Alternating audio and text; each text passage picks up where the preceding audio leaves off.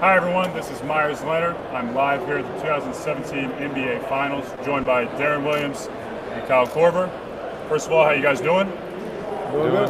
Doing well, man. Good, good. So for both of you guys, this is your first time to the finals. I'm curious what this time has been like so far for you guys. It's been good, man. It's been a lot of fun.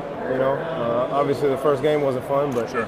the whole experience. Just being our first finals and just coming out here and enjoying this circus you see behind us. Talking to you guys.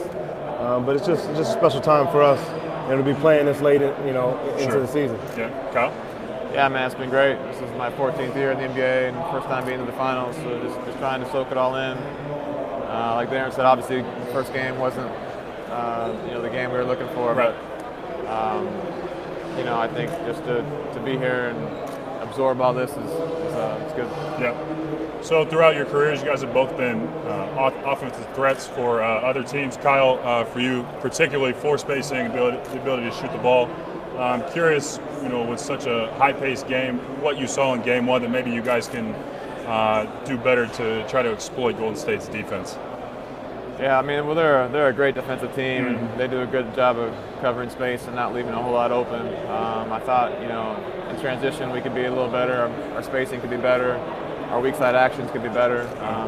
They're so good at loading up to the ball. I think we got to be a little bit sharper on the weak side, and I think those are the ways that we can improve in Game 2. Yeah, you know what? Some of these questions are for the fans, and I know I get a hard time occasionally about my hair for whatever reason, and people want to know how your hair stays so perfect during the game, which I get often as well. I don't really have an answer. I'm not really sure. I use I have shorter hair, and I use a little bit of products. And, there you go. It just kind of stays, huh? I don't know. It's natural, I guess. Yeah. Let's see here. Deron, favorite shot that you've hit during your career? Favorite shot I've hit? Or biggest moment, maybe?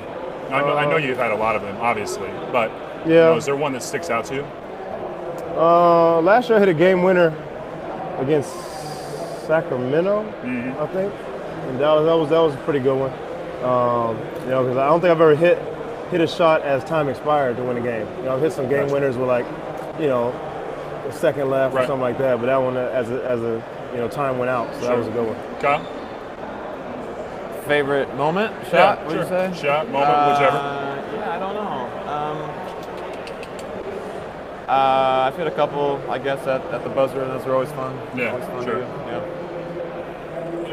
From the player perspective, the Warriors to me are so hard to guard because of not only their individual ability to score the ball, but the way they move the ball and player movement.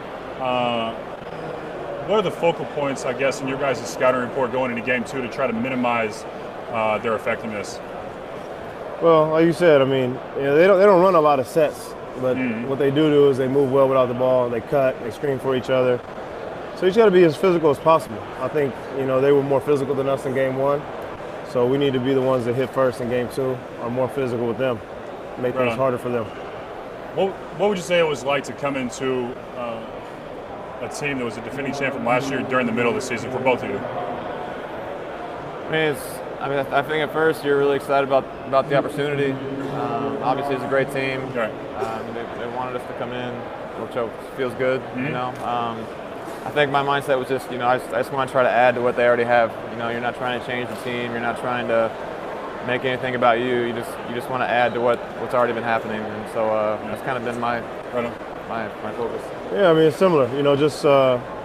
I think for me it was a big adjustment because it was the first time I haven't been a starter and played, heavy minutes. So, I was trying to figure things out along the way, figure out what my role is. But, like Kyle said, just however I can help, We know who the main guys are on this team. Right. We know where the ball's going the majority of the time. And you just got to be ready when your number's called. Be ready to do whatever you can to help the team. Everyone knows LeBron is incredibly elite on the floor. His ability to make his teammates better and, just everything he can do out there. Fans are curious, what don't they get to see that makes him, let's say, an even better teammate or a person? Kind of behind the scenes, I guess. I mean, I think what I've been most impressed with LeBron about is just his work ethic. He's the first guy in the gym every day. He's one of the last guys to leave. there's a lot of leaders in the NBA. A lot of guys, you know, lead by talking. You know, kind of the rah-rah pep talks before the game. There's a lot of guys who don't want to do that. They just want to work really hard. Sure. But LeBron's probably the best that I've ever been around that does both. Like, there's no doubt he's the leader of the team. He's picking everybody up. You know, he's leading in practice. You know, but he's also probably the hardest worker on our team. That's what I've been really impressed with him, to do that every day, to play this long into the season every single year for the last 7 years, 8 years, whatever it's been. Yeah. It's impressive. Yeah. So you guys have been in the league many years, obviously both very successful. I'm curious, growing up, did you have anybody you kind of looked up to or tried to model your game after, maybe watch film as you came into the league? You said, you know what, if I can be like this guy or maybe these few guys, it would be good for me.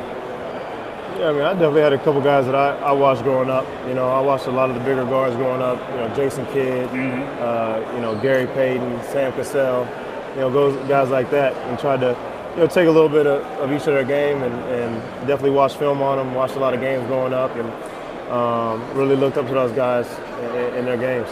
Right on. Kyle, anybody? I mean, I loved watching Larry Bird growing up. Obviously, just how he played the game. I think later on in my career, watching guys like Steve Kerr, you know, play well in the finals. Obviously, a lot of guys, Ray Allen, Reggie Miller, Rip Hamilton, guys who moved out the ball. So yeah, a lot of guys. So I know for me, you know, getting stuck on a switch against a guy like Steph, Clay, KD, someone who's really good in an ISO.